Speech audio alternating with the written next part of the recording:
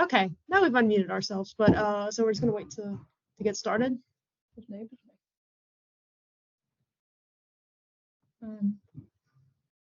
Okay, so hello everyone. We're gonna just keep waiting, I think, for people to join while neighbors are making a bunch of ruckus next door.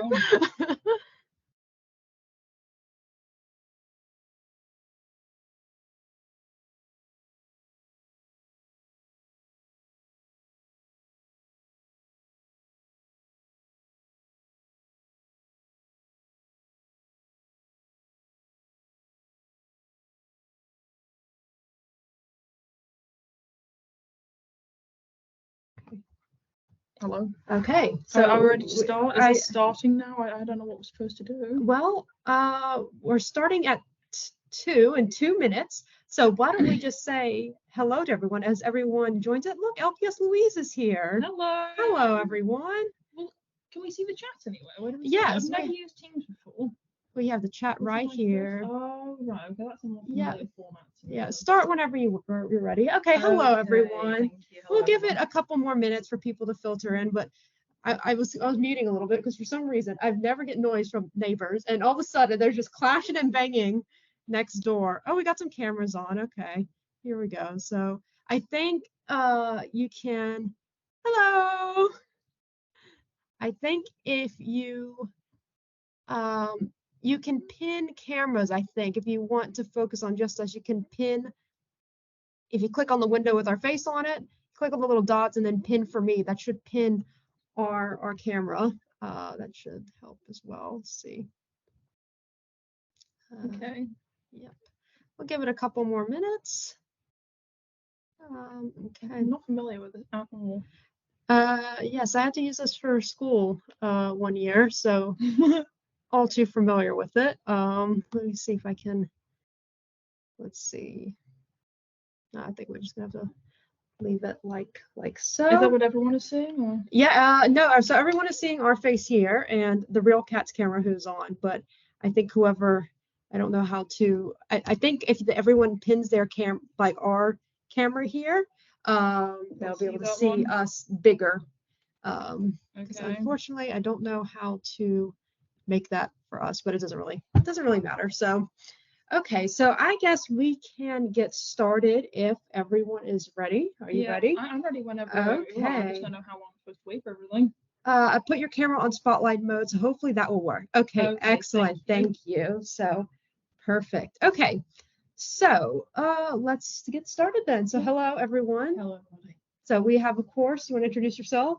Well, it's already the name of the panel. Do you need any introduction? It's already the name of the panel. Madeline here is asking the questions for me that we've written out, like a little an interview format. Which you have to introduce yourself. So my name's Clea.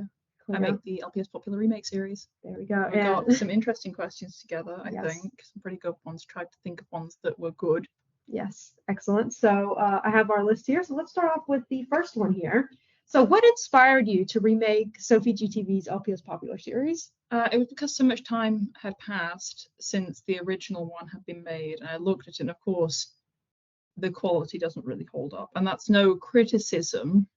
It's just the fact that it was made by a kid like 13 years ago now or something. Yeah, 13. I guess it was like 13 years ago now. So of course it looks like it was filmed on a dated camera now to us, and it was just interesting for me to see if I could do better, because of course anybody could do better than that with modern cameras alone. It's not an insult to somebody back in time. You can make something better with a modern camera. Absolutely. So when it comes to the overall plot, there's been a lot of callbacks and references to the original story, but there were also quite a few significant changes. How did you decide which aspects you wanted to keep and which ones you wanted to change? I think ones I wanted to keep out are things that are too dragged out, and especially things that have no conclusion and no clear conclusion. That was important. And ones that I wanted to keep are the ones that I felt obviously were more fun and I could make into something more interesting. Something obviously I didn't want to keep in was the excessive talk of eating disorders, and I understand obviously that was important to the original creator, sadly probably based on her own life, but that's really something, in my opinion, is outside the scope of an LPS video. I don't think it can really be adequately displayed by a talking dog. Was there anything you for sure wanted to keep when you're like that? This is obviously besides the characters, but like this aspect is such an integral part of the story. I mean, obviously the back and forth fighting of these characters, the rivalry, that has to stay.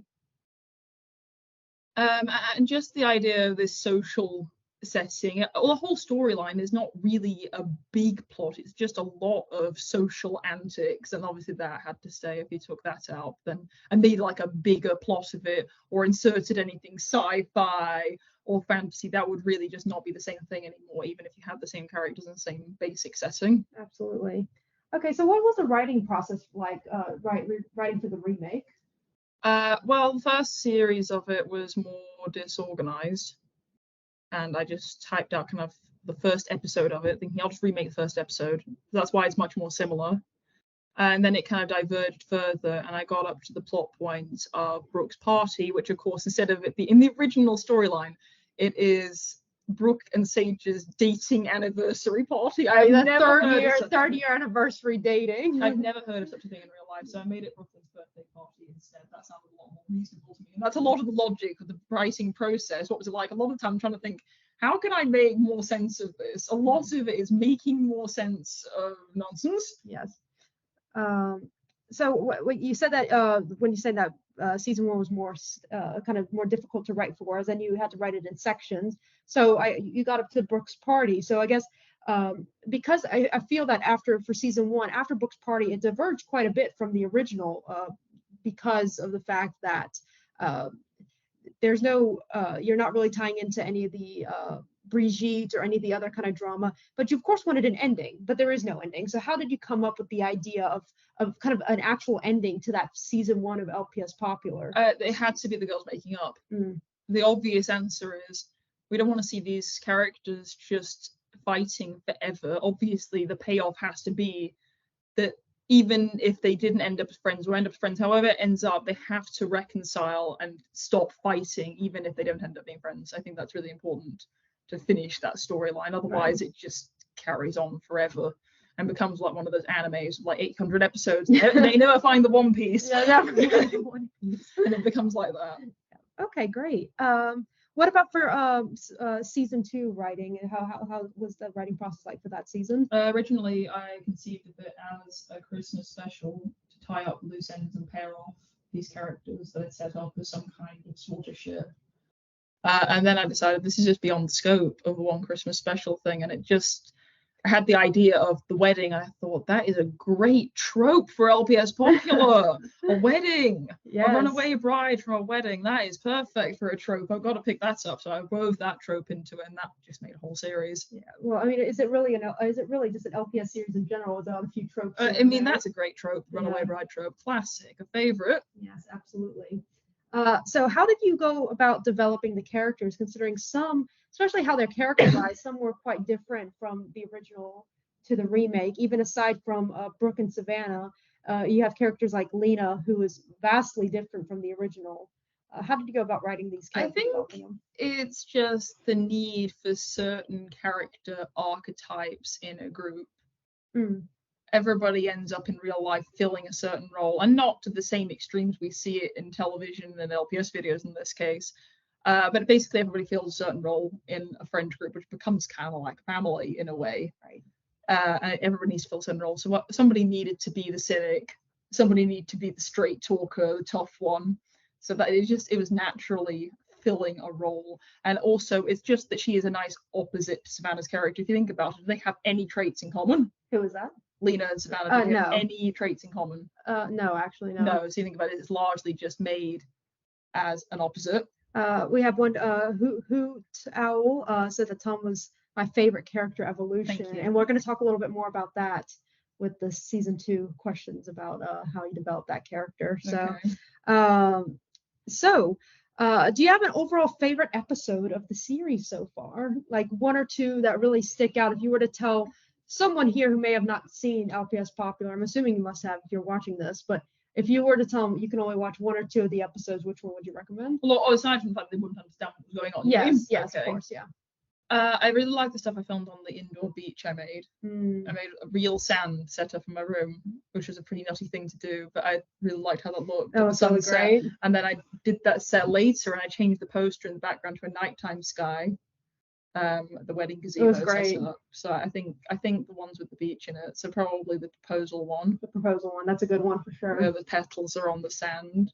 It was the great. old beach house is set up, and it's all these new sets I made.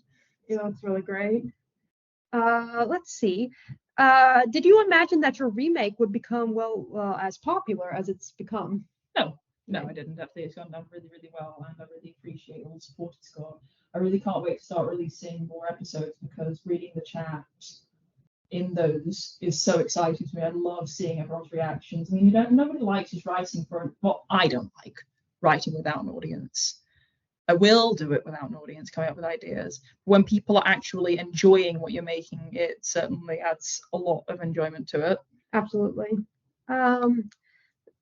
So which LPS popular character in the remake do you relate to the most, and which one and which one the least?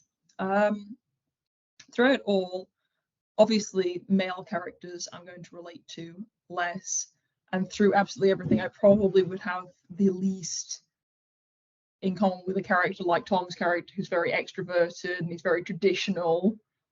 And this is the kind of person I would not end up being friends with, right? Regardless of how nice he is, it's not the kind of person I would have anything in common with. That's probably a character that is about as far away from me as possible. Yes, someone really outgoing and traditional like that.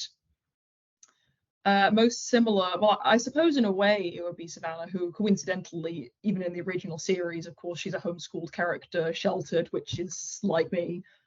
So it's not that difficult to project that onto her, but I do make her a lot weaker than I am as a character. I'm much stronger willed than that, because what I find is that I just take parts out of myself, one character, one half of myself, another half for another, and just take bits of me and people I know and kind of mush them up. But I guess the closest match would probably be Savannah. All right. Which character was your personal favorite to write for, and which one was your favorite to act as? I think it really depends on the scene, which one you're acting as. I think the most fun to write and act as is Alicia, because she's just such a flippin' idiot. Yeah, that's an understatement. A ridiculous character. Nobody in real life is quite like this kind of Paris Hilton. Well, I think kind of character. I think it was just a necessary character. I think not only to tie into just some of that kind of, it feels kind of a bit of a flashback to that 2010s little random that internet Paris Hilton kind of character. Yes. Paris Hilton's not really like that. It's a persona. Right. Of course, no one's like that. She developed a persona, and it's very much like that. Yeah. No. So I think just it also just is nice to have kind of more of a comedic tone. From some characters dumb as Alicia. Yeah. When there's some things get very like serious. Paris Hilton's persona. So which character was your least favorite to write and act for? I mean, I suppose the more ordinary characters would like Savannah's mother, who is just the every woman kind of character. She's a reasonable kind of lady who's just trying to do the right thing. It's not about her, and she's just kind of there. She's just there to be a supportive mother who's stern when she needs to be, and she's kind when she needs to be. Yeah, makes sense. So this is probably one of the more important questions that you get asked a lot. So LPS, LGBT representation is a major theme in your remake. And what inspired you to make this one of the important themes? Because I know this is something that a lot of people bring up as something that makes your series so special. Okay, obviously the first answer is there's just not much of that kind of thing in the world relative to the amount of heterosexual romance we have. I mean, within some reason, obviously we can't expect every single story to be a gay storyline. I don't expect that, but I think it is nice to contribute to something that's been largely underrepresented. It is nice. That's an obvious answer. But then mainly the true answer is it's more interesting that way. I decided, once again, this goes back to talking about what makes sense of these characters. Why do Savannah and Brooke have such strong feelings about each other? They are always plotting and talking about each other constantly. And I just don't think that's very normal in real life. Even back in, you think the original, you have That's what I'm basing on the Savannah having this massive poster, both of them in their room. Like, yeah, I mean, it obviously is because it's printed out to the side. But we're going to take it quite literally. If we take it literally, yes, of course. And she's been obsessing over this girl, and then continues to obsess over Savannah. Yes. The moment she's back in her life, hate and love, and that's trying to like this. I think that seems an obvious thing to me to do. Yes, absolutely. So I guess piggybacking on this question, another question that gets brought up a lot is about sexuality and maybe and gender labels and LPS popular remake. A lot of people would like to know what is Sav bisexual, is she lesbian? Same with I don't like labeling. Yeah. I think it's really for you guys to label it however you want. If you want to headcanon any identity on any character, you can do. Obviously, you can't say this is how it is because I said so, because anybody's free to think whatever they want for themselves. So I don't think I'm ever actually going to bring up labels in particular. Great. Okay, so what was your process for developing each character's voice, especially when you literally? Literally, yeah. So it's like when you're voice acting, how did you know Lena was going to sound like? Because I am one person and I can only do so many voices. So when I'm going a main character who's a weak kind of character, of course I'm going to go more like a weak voice like this. So then Lena's largely her complete and total opposite. Of course, she's going to have a deep voice. She's going to be a bit more masculine. She's not going to be so breathy and sweet. I'm going to give us some more lip readings or line readings from Lena. Line readings? Yeah, it's not line reading. No, just say something. Say something, yeah, ad-libbing. Well, I'm just going like my deepest register. Right. As deep as I possibly can. I don't even care. Okay. Like that. All right. So it's trying to make as many voices as possible, and then Lena's just not Lena, Angelina. What's her name? Jenny. I'm mixing up my characters. Yeah. Jenny's voice is a little more nasal. It's just me trying to change her voice as much as possible. Obviously, you can tell it's all the same person. Yes, of course. But I like to think when you hear the switch, you'll get a bit of a difference there. Great. So, how do you process and deal with negative comments on your series? To be honest, there's not been very many of them. I'm really lucky with that. I think because I've reached a point with LPS videos, the only people clicking on them are people who already know what they're in for. Right. And as far as LPS videos go, this I know is the higher end of quality with LPS videos. A lot of them are made by children under the age of 10 back in time. Yes. Of course, at 26 years old, I can make a video better than any 9-year-old. Yes, of course I can. That's not complimenting myself. That's just an obvious thing. So I think most of the time, yeah, it's going to end up being a little better quality than you think for an LPS video, because once again, so many made by under 10s. Right. So yeah, I don't really experience much hate on it, because at this point, they're not being recommended to the general YouTubers. They're being recommended to people who have already seen LPS videos. Yes. So it kind of makes it a safe space in that way. Okay. So what is the most difficult part of the video making process? Filming it. Filming it, yes. I've been there I've been there live in the studio. It's so difficult. I can stretch my arm out so far. It's so uncomfortable, and they just don't want to do the right thing for me. I don't have much patience for it, and that's on me. But it is difficult, and that's definitely the hardest part. And let's see the next question here. What advice would you give to someone working on their first LPS series? Really pay attention to what you want to see. Would you watch this? And if the answer is no, ask yourself why and fix that if you can. What if you just try and see it objectively? If you clicked on this video, what would you think of it? Any tips on writing? Once again, think, what would I want to watch? And if you're stuck on what people would say, because obviously when you're writing a series, it's just dialogue. It's not like writing a novel. Just think, what would somebody I know say? Think about that. Don't just write it because the plot needs them to say it. Would anybody ever say that? And if you don't know, think of people you know. That's a good point. What part of the series was the most fun to write? Most fun to write? I've never really considered that, because I write it generally as a plot outline. But I think if it counts writing that plot outline, but you count writing the wedding stuff, the proposal, and the build up to all of that, of course, that's probably the most fun bit. Yeah, so I think that was kind of like. Oh, and the party scene. I'm very excited to write that. Those are kind of like the big plot twist moments in both seasons. So we have Brooke's birthday party and the surprise engagement.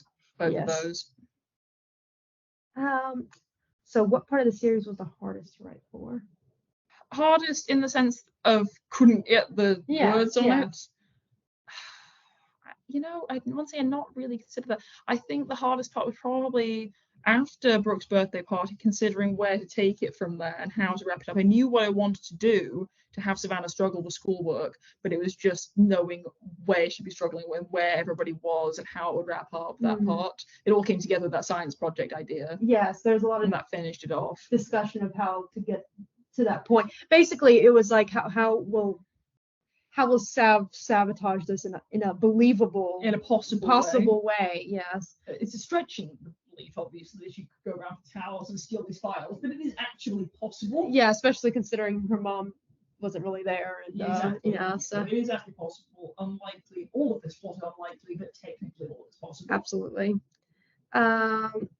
Let's see. Next question. How do you get into character before recording for the series, and how do you prepare for particularly emotional scenes? I'm thinking in particular the birthday episode and the kind of the end of season 2 of the gazebo. I don't need to get into character for something like this because I wrote it. I know exactly how everyone should be saying it because I already thought about it because I wrote it myself without anybody else even telling me. So that's not really difficult. What was the second part of the question? So how do you prepare for particularly emotional scenes? I don't really, because a lot of it is based on my own life in an extended, dramatic kind of way. Obviously, none of this stuff actually happened to me. Oh, you didn't tell me there was a runaway.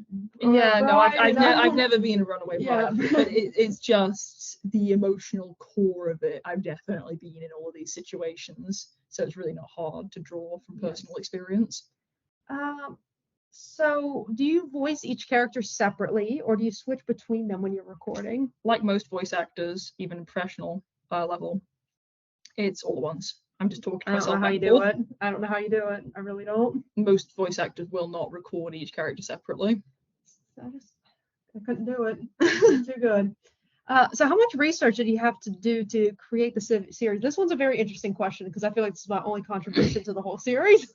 Yeah, well, especially for all high school stuff in the first series. I mean, obviously I've never been to an American high school. I don't sound like I have, and I haven't. There's a lot of particulars about it that are nothing like anything over here.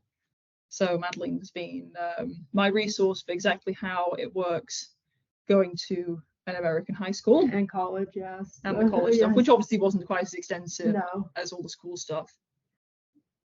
Excuse me, so you go from British homeschooler to American high schooler, and obviously I have a lot to learn from that. Yes, it was fun to help out. I wanted to make everything possible, plausible, you know, not endless time in the lockers as they do in so many television programs. I knew the stuff I'd seen on television about American high school was not accurate, was not realistic. So I had to ask someone who'd actually be in, like, is this possible? Could they do this? Yeah, both of the teachers in LPS Popular, Mr. Burke and what was the cat? I forget, but he was the evil science teacher. They were very, very, very loosely based off of high school teachers I had. Very loosely based, but made more lots of yes, exactly, yes. But the projects as well that they gave were also based on work of about kids about that age. Yes, so projects I actually had to do in that grade. In that grade, yeah. So that was really, really realistic. Yes, so that was pretty fun to bring that in. So yeah, that was my only contribution. Also made all that scientific jargon that the characters rambling on about in the science class. Oh yes, that's all courtesy of Madeline, because I've not had an extensive scientific education. Yeah, so I was like, oh, I guess I have to put some of this engineering work. But Madeline's doing a PhD in engineering, so of course she would know a lot better. Yeah, I was able to get the write up for that. So also Brooke's correction, I wanted to make sure that was accurate as well. It is. So yeah, Brooke's correction, it is not nonsense. It all actually does make sense. Yes, it does. Yes. We had to make these talking animals realistic. Yes, absolutely. Every effort is made to make it believable, realistic. Yes, and then and same with the what was the we'll get down for season 2 talking about different college classes and we had to make college classes schedules for each one of these characters. So which makes sense, even though it's not mentioned. No, even though it's not mentioned, we did write down what theoretically, given their major, and we can talk about this further down in the season 2 questions, what everyone majored in and what classes would they be taking that semester, which ones would they have been taking or already had taken. And yeah, so that was pretty fun. So, next question was, how well would you and Savannah and Brooke get along? Very much depends on what point in the storyline. Because obviously, Once again, in the name of keeping it realistic, when I'm writing them as 16-year-olds, I have changed it a bit as they get older. And then in season 2, of course, they're like 20. And then in season 3, they're a little older than that again. They're like 22. And I've made sure that they sound a little bit more mature each time. So season 1, episode 1 is when Savannah is at her most immature. I made her voice sound a little younger. Everything she's just a child. Yes. So very much then, of course, I'm a lot older than that now. So yeah, obviously me later on, of course, I get along with them. They're based on me. Right, of course, yes. So next question we have here is, what is your approach to set design and what are your considerations you have to make for filming? That kind of got jumbled out then. Sorry, let me read it again. And what considerations do you have to make for filming? Yeah, so like for example, if you have a set design, like say for example, you have the beach. You had this idea of a beach proposal where there are limitations in terms of the fact that you are just making a set basically on your desk. Well, it follows the same kind of logic as a stage set, a stage play. And obviously, if you're watching a sitcom like Friends, you notice you never see the wall where the camera is. With Monica's apartment, you don't see a certain wall ever, right? Because it's a stage. So it's filmed basically the same way as an episode of Friends in that way. Everything's a stage set. Even the outdoor scenes in Friends are largely a stage set. So that's pretty simple stage play logic. As for setting it up, it is within the limitations of the little accessories I have, but sometimes I'm pretty determined to have something happen on the beach. Obviously, that was a complication. I had to get sand in, and luckily my dad had some for filling in between tiles. Okay, yes. I just happened to have that fine sand, so I just put that on top of a towel, and I had a print on some fabric of some water which I used years ago, and posters and things. I just consider what I have. I'm very lucky.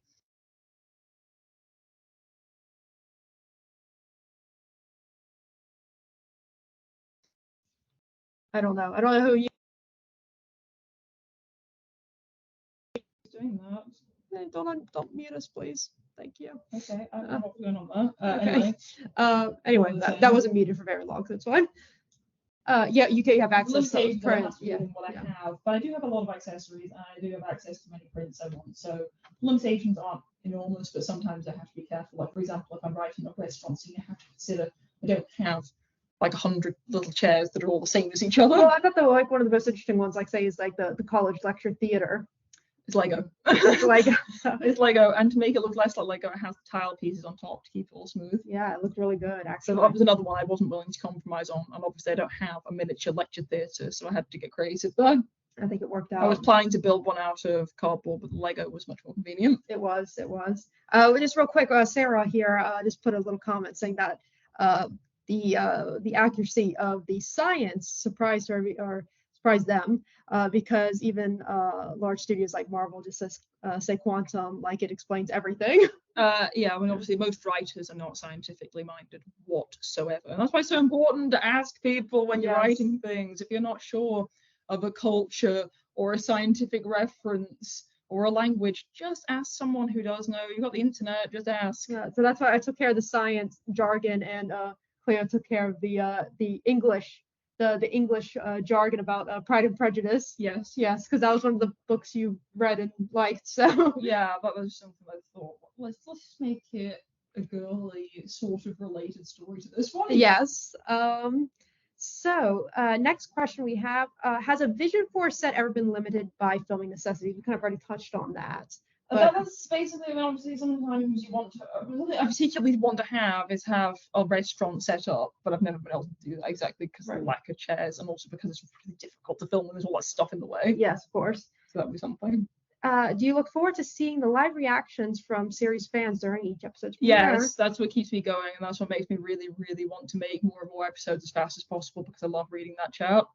It's always a lot of fun, especially when things get really intense. I'm not just saying it for the sake of everyone watching it. I do really, really love reading those comments. It makes my day. Like I said, when it gets really intense, some of those episodes are always I know, so fun. I love it. To see what, reactions and seeing what people like. I always have to watch it twice, so I've course, read the script ahead of time because I read it. I read it when Cleo writes it. But then when the episode airs, it's the first time he's seeing, but I always have to watch it twice. One reading the chat the live chat as it goes on, and then once actually watch and see what's going on. But I always love reading the live chat. No, I love those live chat. Yeah. The fans on there are fantastic. They are. So next question. So that was all the general questions. Now we're kind of moving on to more specific season questions. I have a question here, but Clay already addressed that. So the first real question I have, was there any original story ideas this season in season 1 that ended up getting scrapped or changed? If so, what are some examples? In season 1? In season 1, yeah. Was there any original story ideas that ended up getting scrapped or changed? If so, what are some examples? Well, part I got stuck on writing was, if you remember in season 1, there's the love letter from Brooke to Savannah, and it's a fake letter the other way around. She's made it look like Savannah's written her a love letter to try and homophobically bully her and shame her publicly. And of course, it completely backfires. Everyone sees right through it. But at that point, I knew in my plot structure there needed to be a point where Brooke did something really nasty and it backfired, and I just couldn't decide what it was. Well, yes, because of course, and also too, it has to tie into the original LPS popular as well, where at that point in the story, Brooke is spreading these rumors, but of course they're just so ridiculous, the rumors in the original. Like she was secretly hippopotamus one. Yeah. She's spreading ridiculous rumors because it's written by a kid. It's okay, I'm not fine. mean about anybody. It's written by a It's kid. just funny looking back, yes. I'm trying to think of something more reasonable, something that actually would maybe get more attention. And then finally, instead of other ideas of like a lie about pregnancy. Yeah, pregnancy was one considered. That was like lying that she was pregnant. I never really sold on the idea. It was just filling the slot, and then the fake love letter gets to come to, and it's like, that's perfect. It ties into the theme of the whole season. Yes, that was one of the major changes, and everything else has basically stayed the same from what I originally planned. Well, I know one of the other ones was about the science project itself. It's very minor. Yeah. That change. The plot would work out the same either way, to be honest. Yeah, true. But the fake love letter really tied in so much better to the theme. Yes, it was perfect. Than any other lie possible. Anything else would not fit as well as that. I don't know why I didn't think of it immediately. No, I don't even know how you came to it. I don't know. It's gonna happen. I don't remember. So some people may have noticed that some of the quote LPS actors and actresses were recast in your remake. How did you select which pets you use in the remake? For example, like Sage and Lena, etc. Okay, the Lena one is just really similar to the fuzzy cat we see in season 1 of the original LPS popular, which is similar but not quite the same. I didn't want to use the fuzzy one because the head doesn't bobble. It's simple as that, and it just looks kind of different. It looks too different to the others. So I chose one with light brown fur and blue eyes, which is basically as similar as you can possibly get. For the Sage one, I didn't have that LPS, and gosh, is he expensive? I'm not going to pay that. No. So I looked at my other similar ones, but the browns, the brown ones I had, they clashed with Savannah and Brooke. That doesn't look good. And I found the grey one. I thought, oh, that doesn't clash with anybody. Yeah, well, yeah, it's very. Like so it's just very neutral. Yes. That's literally why I chose that grey one, because it doesn't clash. It's as simple as that. The Tom one is basically the same LPS. He just doesn't have the blue eye. And that one I found at a yard sale for like £1 or whatever. So it's a lot cheaper. $80 for the Tom one. Yeah, probably something crazy, ridiculous like that. So basically, I just tried to choose the most similar one that I already have. It's as simple as that. A big focus was placed on LPS clothing in the season, between the party dresses and Brooke's outfit after the party. Can you explain the significance of some outfits and how you came up with a thematic idea? Okay, most of the time it's just that in season 1 I wanted the little dresses to symbolize wealth and glamour. And they don't really have many different things they can wear. They can't wear a full outfit. So most of the time when they're naked, the characters, it just means they're dressed ordinarily. Like if you made them to human beings, obviously they're not going to be running around naked in school. Of course. It's just meant to symbolize when they're not wearing much or just one little earring or whatever. They're meant to be dressed really ordinarily and nothing expensive. And the dresses generally symbolize more expensive clothes and a fancier kind of look. Much like in Mean Girls, for example, the plastics have way cooler clothes than the random extras who are just wearing jeans and hoodies. So it becomes to symbolize apart from in the party and the wedding and everything, where the dress actually does symbolize the dress, in which case I'm going to put a bit more thought into it. So obviously normally if they just symbolize expensive clothes, they're not going to look anything particular other than just nice. But when it comes to actually symbolizing a dress, the same thing symbolizes something different in different contexts, because they're this big and there's only so many things I can do. So when it comes to the party, I wanted to make sure everyone's wearing something that symbolizes something better. So of course the friend character's wearing white because they're not being as mean anymore. And there's Brooke, who's kind of in mourning for this relationship. She's just been dumped. And of course she has the latent feelings for Savannah. So she's wearing black like it's a funeral. And then Savannah's got this more kind of passionate red. Symbolize something more fiery, something more vibrant, something awakening in her. I love it. It's honestly, it was so brilliant. There's a lot of thought was put into that. Because I remember originally, I was like, when you were writing it, I'm like, wait, are you going to give her the devil and angel costume for Brooke and Savannah? Why would it be a costume party? Yeah, It's well, a birthday yeah, it's party. true. Yes, of course. And it wouldn't make sense thematically either. So yeah, I mean, it wasn't meant to be a Halloween party. It's meant to be a birthday party, which also made it more fitting because it's supposed to be a day all about Brooke and it's ruined. Yes. We have some comments in here that we can just read out and answer some questions. Yeah. Overall, my favorite part of season 1 is when Sav's mom and dad said to Savannah they are moving, and my favorite character, Savannah, and one of my LPS, Bob, really likes H. Bond. And Bob has a question. What is your favorite moment from season 1? The party. The party, yeah. It was iconic, really. Yeah. It's part where everything changed. Everyone's like, mic drop. Particularly the confession scene then. That was kind of the most, I think not only that, but it was a real turning point. I think that episode and that moment symbolized as well, not just in your story, but in your own writing, that this is not just a carbon copy remake of the original. Well, that's when everyone realizes, this is something. Yes, exactly. For no reason. Yes. Because they're building up to something. Absolutely. So, so that's all the questions from season 1. But so season 2, we have a couple questions. So one big character change from the original to the remake is regarding Brigitte, and I don't think a lot of people connected the dots on Brigitte if they weren't on top of the premiere chat. But can you talk about how you developed Brigitte in this remake? Brigitte originally was envisioned as this character in the original as being a love rival for Savannah, who's somehow Sage's cousin, but then she isn't anymore, and then she's somehow threatening the relationship and seems to fancy Sage. Yes. It's a bit confusing. But basically, she's a love rival for Sage's affections. In season 2, Sage is history. He's an ex-high school boyfriend of the girls. He's done. He's served his purpose as far as the plot is concerned, so he's out of there. So why would Brigitte be connected to him? Well, she wouldn't. So then instead, connecting her to Brooke made a lot more sense of things. It makes a love rival for Savannah with Brooke, making a love triangle with Brooke in a different way. Because in the original, we have 3 girls vying for the attention of the same boy. There's Brigitte, Brooke, and Savannah all after Sage.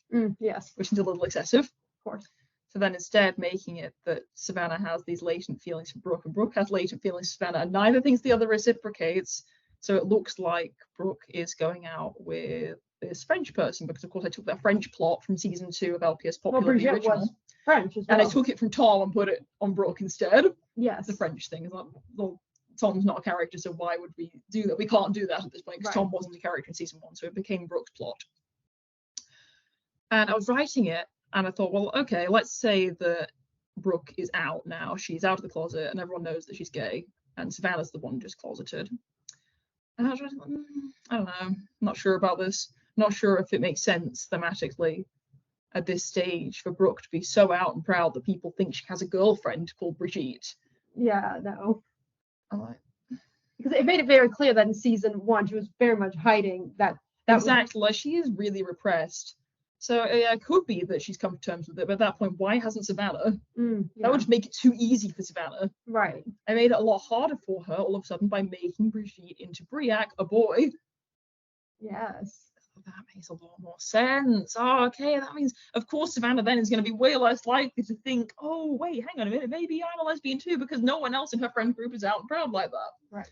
So it just makes a lot more sense of the plot that way. And also I had that cute little pet shop that looks more masculine than feminine, looks kind of like the original Brigitte LPS, which goes back to, well, I didn't have the Brigitte LPS either, so it'd have to be a different one.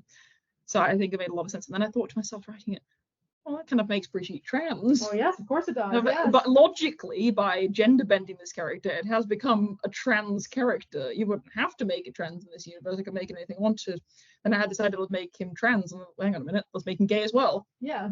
Why So not? it just made sense of it. Yeah. It all just kind of clicked into place. And if I made it then that he's gay, then there's truly no interest in Brooke. It's not that, oh, he secretly has a crush on Brooke as well. He doesn't. No. He doesn't like girls. He's literally just that queer friend. He's just a friend. Yeah. He's literally just a really good friend. Yeah. And everyone's misread it because he's good looking. Yes, exactly. It just like, I love it. He's too cute just to be a friend. No, it doesn't matter because I've written him as a good looking character. It's important to the plot. Sometimes it's important to a plot that the character is good looking. Obviously, a little pet shop can't actually be handsome the same way a real boy can be. Yes, of course. But once again, if this was a person, he would be very, very impossibly pretty. Yes. Like all these other French boys. Yeah, exactly. Just impossibly stylish and good looking. Yes. Great. So what inspired Country Boy Tom? So let's just talk about Tom in general, because there's a lot of like, some people were like, I love Country Tom. Some were just like, why they make him country? Yeah, just talk about the development. People didn't see it coming. I don't know why it was so shocking. Yes, just talk about. Let's spend some time talking about Tom, because I think out of all your characters, this one had the most shock. There was the most shock and intrigue about this character. You've got to remember, this character originally was voiced by a girl. And you can absolutely tell because there's nothing you can do about your voice, unless you have really made a strong effort and maybe even have done hormone replacement therapy. But people who aren't trans don't tend to go to that kind of effort. Right, yes. Voice actors generally don't put that much effort into gender bending their voice. Right. It would be too much to ask of a voice actor, and often can make permanent changes if you put that much effort onto it. So obviously I'm thinking, well, if I've got a male voice actor, why wouldn't he just do it for all the male voices? That's what we're going forward with it. But of course then we have the problem of, well, he's only one guy. How different can he possibly sound each time? So in an effort to differentiate him from Sage, I thought, what if he had a different accent? Tom's not originally going to this school. It's university. Anybody can come from anywhere for university. Right. You really could have any accent. So to make that difference, I thought, let's make him country. Let's make him football country.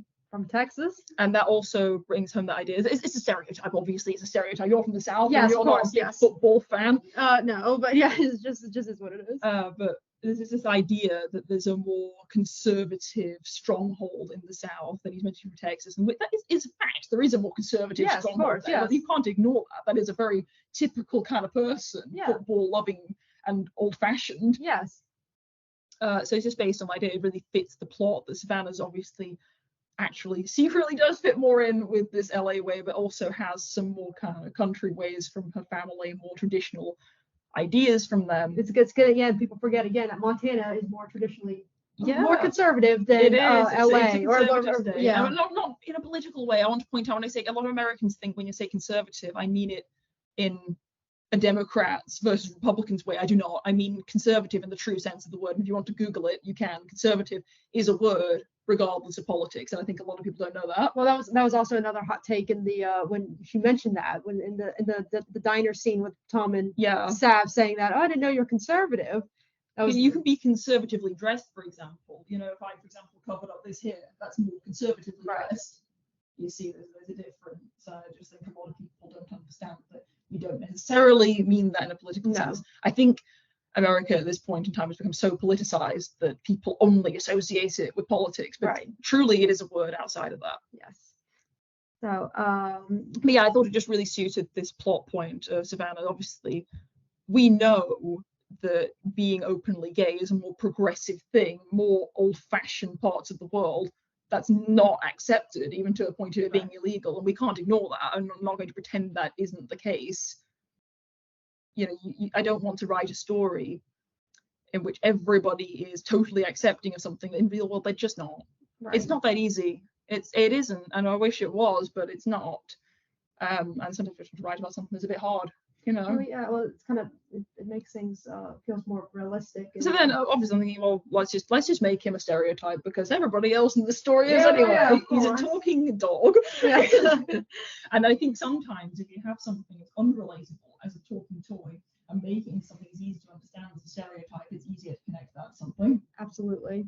So, and I think again, it also just ties into the whole wedding theme. Again, weddings kind of deal with something more traditional and Exactly. more, Something yes, following a tradition, and then of course Savannah is not for that no, because she's literally me. yes, yes. So She's not for tradition because I'm not, but of course she's been brought up to think she should be. absolutely. So, was there any specific reason for skipping forward 3 years between season 1 and season 2? Because by the end of season 1, they are at it's about October of their junior year of high school. When They're we 16, 17, depending on when their birthdays are. Yes, and then when we see them in season 2, they are in their sophomore year, second semester of sophomore year, so they would be about 20-ish, They're about 19, 20. Yeah. We go from 16, 17 to 19, 20. I think so. Yes, Yes, that's correct. Yeah. This is Savannah's 20th birthday. yes, We have, yes, in season 1, we have The 17th birthday of Brooks. We have a 20th birthday of Savannah's. So Yes. that's the ages of the character, 19 to 20. And the skip is because we wanted to have this runaway bride plot line, and I think it was more interesting to change the setting. Also, that way we can meet Tom, we can have these new concepts, these bigger concepts come into play instead of it just being very limited to a school setting. College, you have a lot more freedom, a lot more, and you're way more likely to get engaged in college than you are in high school. yeah. I think it'll just be kind of repetitive too to be seeing kind of some of this plot carried out in the high school. Well, setting. having the college setting allowed a more realistic way of going away to France as well. That plot point. Yeah, In the original, that's one thing in the original I just thought was so silly. Like Tom is He just goes to 17, France. like oh fresh start. Let me just hop on a plane to France when not even 18. yeah, I mean, I'm sure she knew that wasn't possible. Yeah. She wanted to do it anyway, but as I've said, I wanted to make my little animals more realistic. Yeah, it was just like, I remember when I first saw that, I'm like, oh my god, that was funny. That part didn't work so well, I didn't think. No, So I wanted to make more sense of that. I think you did a good job there. So what are the main characters' majors in college? Okay, well, we've got English literature for Savannah. We did physics for Brooke because she excelled. So I decided she just excelled so much in her high school class. Well, why wouldn't she just do that? That's typically how people work things.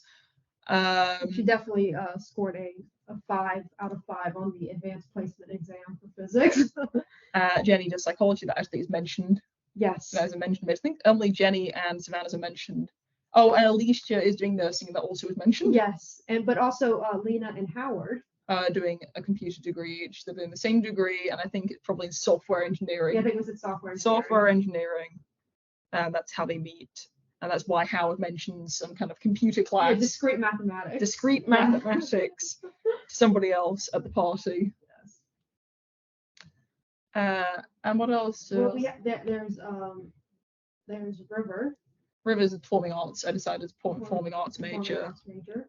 And I think that's not everyone. Oh, and Darren and Tom. Oh, of course. Yeah, we said Darren was doing like media studies. Something pretty useless. For Yeah, a job. it would He's be. not thinking No, it would be media studies for sure because of course he wants to be the YouTuber. Yes, Yeah. of course. So and then I think Tom, we said just kind of like general studies because I think he's just doing it for football. he's just doing it for football. He knows he's going to make it big in football. He knows Well, he's good. and he's on his some sort of university football scholarship. Exactly. So he's just there for the football. He Yes. doesn't care much about the work. No, he's just there. Typically, when people know they're going to be important in football, that is their main focus. Yeah, exactly. So yes, that was. So I guess another question I have about season 2 is that you did introduce several new characters. So we just mentioned them, River and Howard, and we brought back Darren from season 1. This kind of off character that wasn't just kind of a background joke character. Like, so how did this all come to Okay, be? well, it needed to be for the plot that everybody else has a boyfriend because once again, like Tom being more conservative, not the political way,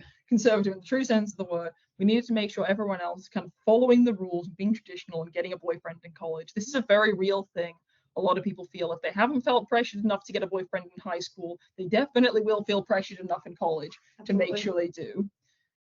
Most people, of course, reach that age they want to anyway, but some people don't feel ready but make themselves anyway. So I really wanted to show that societal pressure. And what better way to show that pressure than making everybody in the friend group have a boyfriend except Savannah, so she feels really left out and really silly and embarrassed not to have somebody. What a better way than that, indeed. So of course then I have to make up these boyfriend characters, but I didn't want them to be redundant and boring, especially when I have a male voice actor. Or just be that those boyfriends. It's like, Yeah, no, they are not- they have yes. to be people. They have to be like people. So of course, first of all, thinking, well, what kind of personality should they have?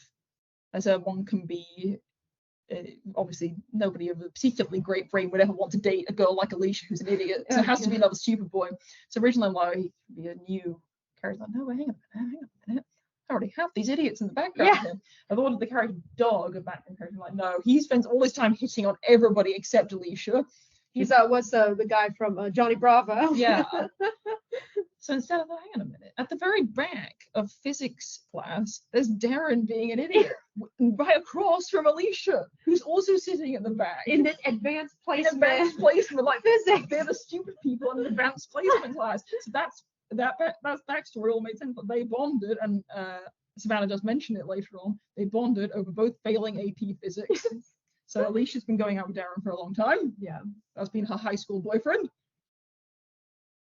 As the other two, obviously, there's not really any candidates left because the only other male character is Dog or Sage. Yeah. Sage is gone and partnered off with Rachel. We don't see them again. So that Dog, well, no one deserves Dog. That's just too awful a face. No. So to make these characters, I thought, well, hang on a minute. We know Lena's kind of geeky.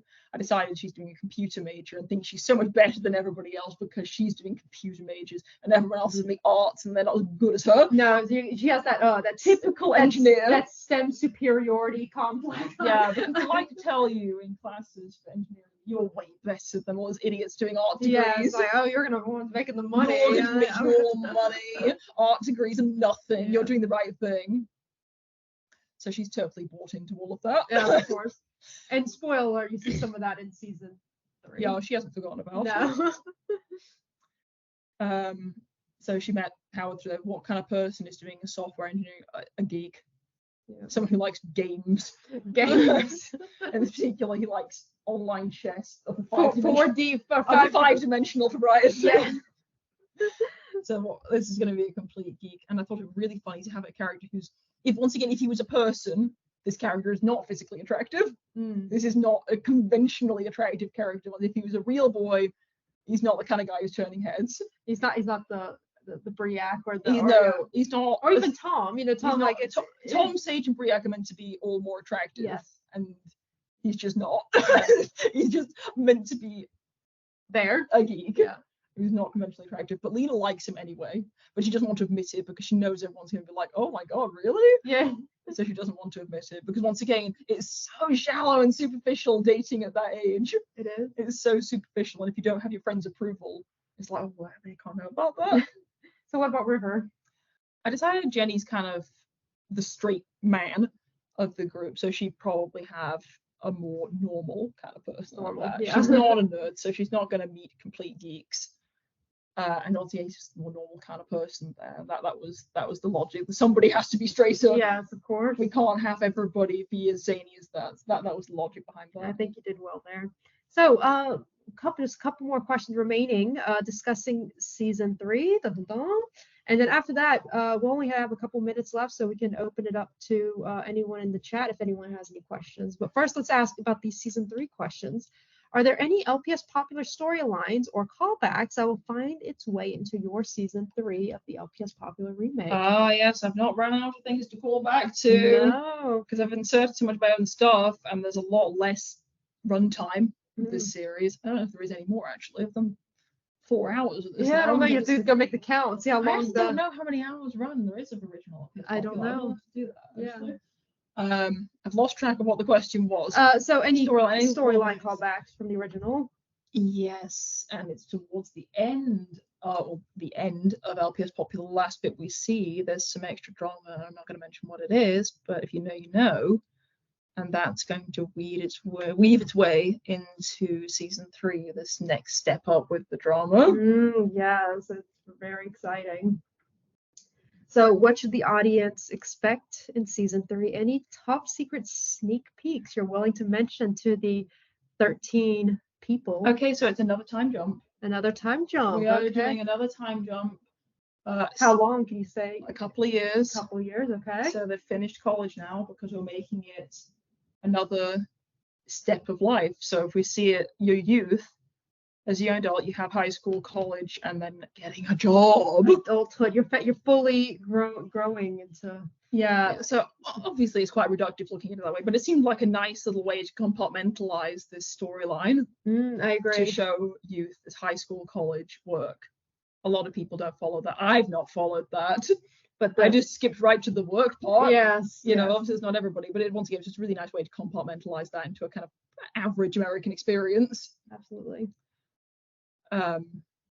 Yeah, that's what's going to happen. We're going to have a skip forward, but don't worry, we are still going to see the conclusion of that plot line in season 2, and everyone. Yeah, there was a lot of talk. What happened? Yeah, what's going to happen to Tom? You will see him. You're not going to see him in episode 1, but don't worry, he will come up. He will come up. So we will be seeing some more. We will see a resolution of his character. Good. Anything else that you want to share about? I think there's gonna be a few loops around. I'm gonna make some longer episodes because everyone was like, "Oh, we want them to be longer." I'm like, "Oh, I'm gonna make them a bit longer."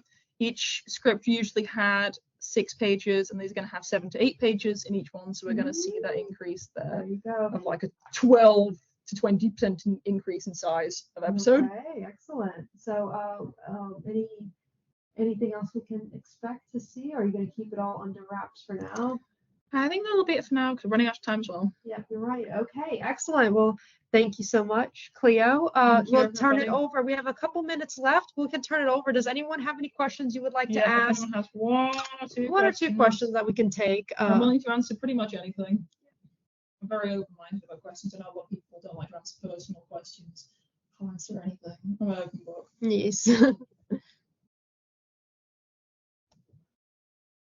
have any questions. No, well, That's okay. If you haven't got any, that's that is fine. okay. We only have a couple minutes left, so it could be as simple as like, what's your favorite color? You know, anything you'd like to. Yeah, literally anything. Yeah.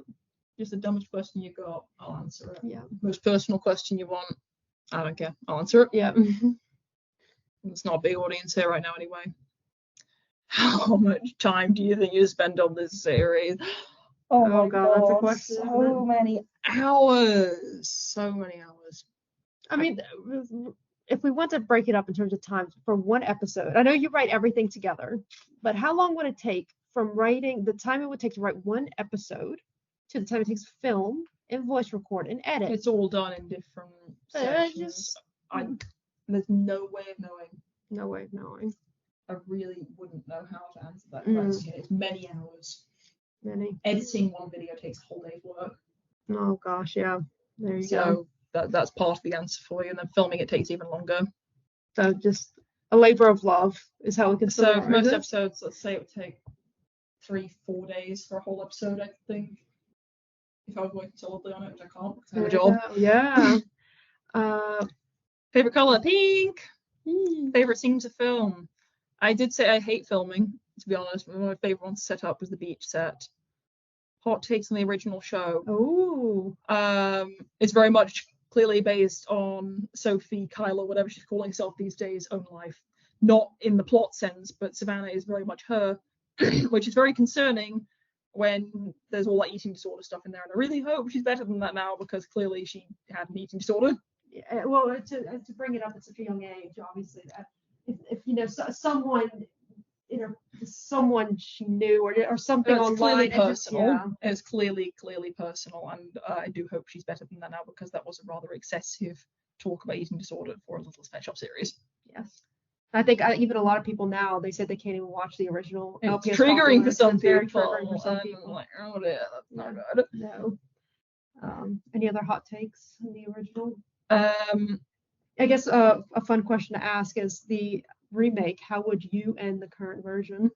Ending the current version is nearly impossible at this point. She's dragged everyone down to such the worst time of their lives that it'd be very, very difficult to think of a satisfactory ending for all these poor characters. I think honestly it would have to end in Brooke seeing some legal trouble herself, because what she's doing is illegal, threatening people like that. Someone has to call the cops on this girl.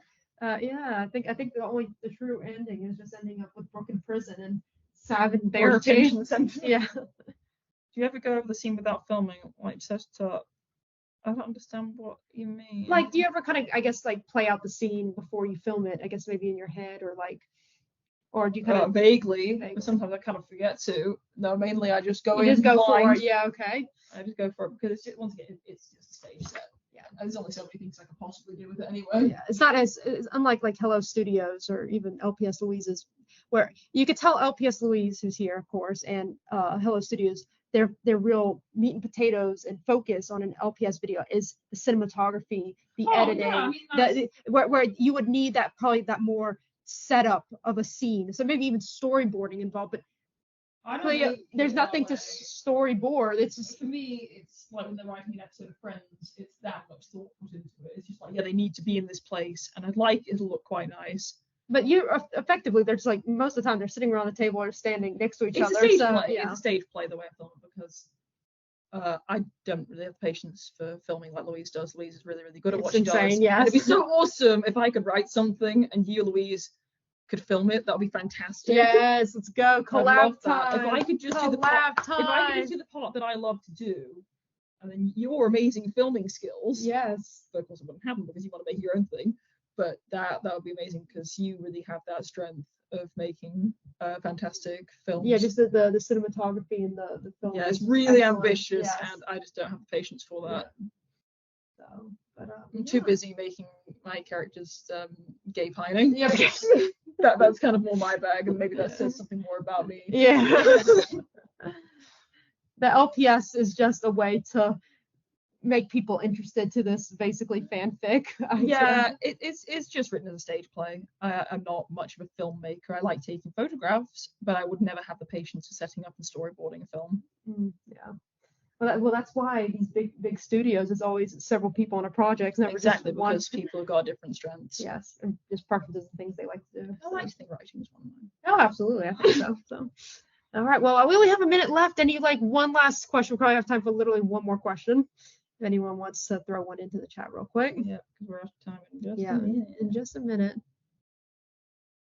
The video is still professional quality. Well, thank you so much. I don't know if they're professional quality, but I think they get the message across well enough. Yeah, I think Thank maybe you. a lot of it is the camera. It is a nice camera you're using.